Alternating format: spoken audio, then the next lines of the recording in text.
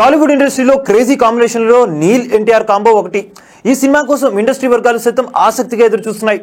1969 back drop లో ఈ cinema shooting జరగనుందని సమాచారం అయితే అందుతుంది.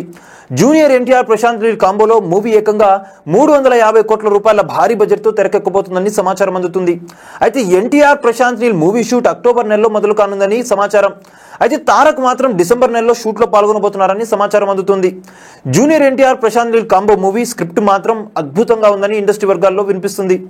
మైత్రి మూవీ మేకర్స్ నిర్మాతలు ఈ సినిమా విషయంలో ఎన్నో జాగ్రత్తలు తీసుకుంటున్నారు. 2026 సంవత్సరం సంక్రాంతి పండుగ కానుకగా ఈ సినిమా థియేటర్లో విడుదల కానుందని సమాచారం అందుతోంది. సంక్రాంతికి విడుదలైన తారక్ సినిమాల్లో కొన్ని సినిమాలు సక్సెస్ సాధిస్తే మరికొన్ని సినిమాలు మాత్రం ఫ్లాప్ గా నిలిచాయి.